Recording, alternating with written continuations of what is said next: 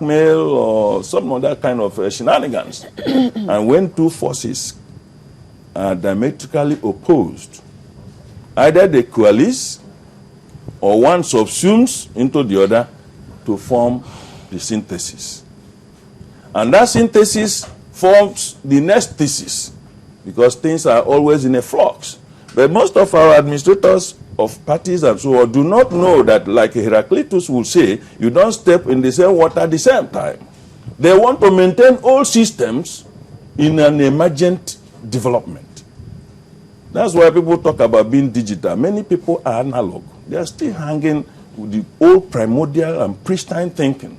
Well, the society has moved forward. You are administering people who are very intelligent.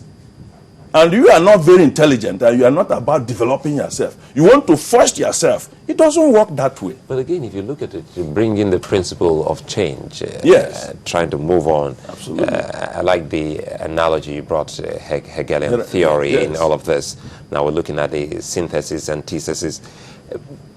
Can't they, the NPDP, the new PDP, because what we've seen in other political parties is that we have people who either migrate to have a new enclave, a new name, a new political party, or they say, well, we want to pitch tent with another political party.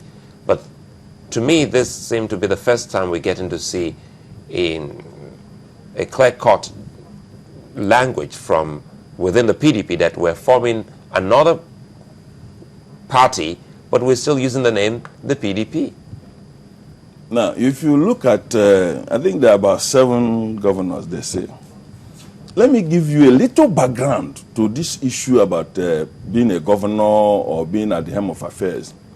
If you remember that many of those people who are today governors or who have been governors, they did not win because of their clout. I don't know whether you are reading me. That's why when they get out of office, they fizzle away. We can give you instances, because they are not the people that were voted for where voting took place. And you know that it was General Obasanjo that actually, I don't know how to use that word, but you know, they were in places there were no elections and people emerged. Okay?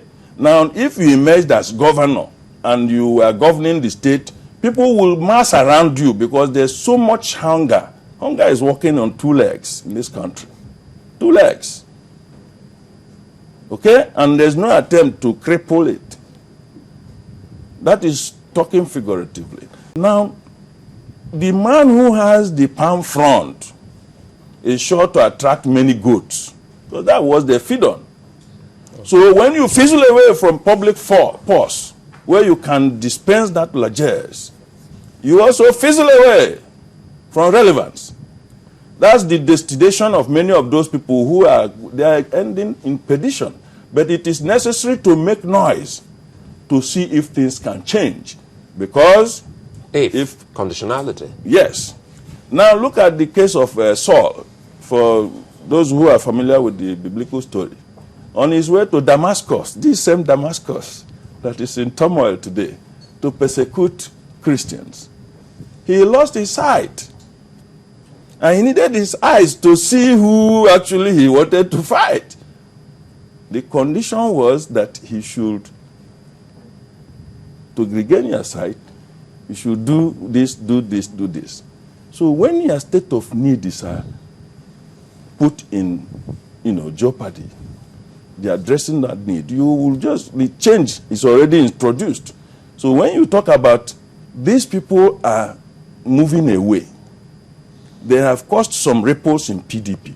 PDP can no longer be the same again. You understand? So all this not because it will disintegrate. So all this talk about is a family affair, we'll sort ourselves out. They can't be taken. If you know that if you know Nigerian politics, it will be sorted out. Not because of the dexterity or sagacity of the managers of the party, but the attenuating circumstances of poverty. So that palm front. That palm front. The man, in fact, if you see the goats, don't look at the man who is carrying the palm fronds. They're focused on the palm front. You understand? And the man thinks that he is being admired. Exactly, because if you come in those olden days, they used to have a big bowl of meat before the king, dry meat. The dry meat will be thinking that people are bowing to it, but it is the king that actually is the object of obeisance. So take away the palm front. Take away the palm front and the goats will disperse following that same palm front. So that is exactly what is happening. So you see what is going on now is jactitation. Is this why they will not want to leave the PDP and form another party? That, you see, the honey is there, and bees don't run around with water. They go for honey, the honey. You understand? They mess around that. So when you look at how many people have left PDP and kept faith for 10 years? Look around. And in 10 years, or what about 5 years? I wanted you to fill in the gap. So that's why they always come. That's why they always come back. Do you know in this country somebody was once a deputy governor? He ran for local government chairmanship. Do you know why? You know when people leave government, and that's why government is so dynamic in this country. It looks as if you have an apron string. All those people who have been there since 1960s must always dance around at the corridors of power because they know nothing better to do to add value. That's why they heat up the polity. It is my turn, it is our turn. Because when you stay in political winter for 3 weeks, you see that it's too cold out there. You know, Dr. Naji, let me bring this in because now we've looked at the new PDP. I want us to also look at the actions and comments from some former governors of the party who also left before. Perhaps maybe the Pan Front brought some of them back. But now we have Boni Haruna, we have so many of them, even now we're getting to hear Chief Lucky Benedict, everyone coming back to say, well, they are with the old PDP, or the real PDP, so to speak. Makes a lot of sense. So, getting all sorts of endorsement from these people, doesn't that tell you that they just realize that, well, the ideal thing to do is to stick with the party of origin? I told you that this party will go on. You understand? Because people thought since we have an aggrieved bunch in the other party, in the new PDP, these former governors, knowing full well that some of them had a bad time with the anti-corruption agencies, they would have actually pitched in with the new PDP. But we're getting to see them come back into the fold. That's a very dangerous, dangerous path. Criminal. Which is dangerous here. If you have matter with EFCC or court on account of a criminal allegation against you or charges, the solution is not to get out of the framework that can assist you, even to delay the process of petition.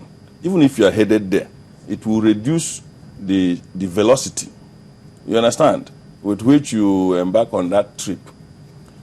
Let's put that one apart because it's elementary. It's elementary, so I don't want to get into that. Now, when I said that PDP can no longer be the same, this change that is happening is good both for Nigeria. Because when somebody comes to, let's say, an Oba, who is so highly revered, it takes one person to stone him. For those other people who have their grievances against him, to pour sand at him. When he finishes, he might retain that stool, but he can no longer govern or manage the people the same way he did before. I don't know whether you get the point. Now, it is when the ogi is still being made, within that stage of fluidity, you can add sugar, salt, oil, anything. But when the thing ossifies, you understand, you can find it difficult to add anything. So if PDP is fluid now, anybody who wants to be a good boy can come and say, I am on the side of, the old PDP. You will easily be seen. Unlike in those other periods, the melee, the cacophony of forces angling for one thing or the other will swallow you if you are a small fish. But any small group that comes now, they can see Tuko. You can actually go now and pay solidarity visit to, to Tuko and take position. So that when things consolidate, you'll be counted. You know, so that's what is happening now. Yeah. Okay? These other people, out of ego, some of them may not come back. Some of them will not come back, even if they want to. Because some of them who have been looking for ways to root them out have been able to position them for people to say, this one is a renegade. In the midst of all of this, you know, while the politicians go about their calculations, one will hope that INEC will be keeping a very close tab on this one because the votes of people have got to count. Because no matter how they go about whatever they do, the people should have this confidence that at the end of the day, they will come back to us. And we will ultimately decide either we've had enough of whatever is going on or we need to do something else. That should be part of the That is the expectation. First and foremost, under the new Electoral Act, 2010 as amended, INEC is doing more of observation. You cannot say, PDP, I reject this candidate that you are bringing. The electorates are just there. It's just like in mass marketing. You say that the consumer is king.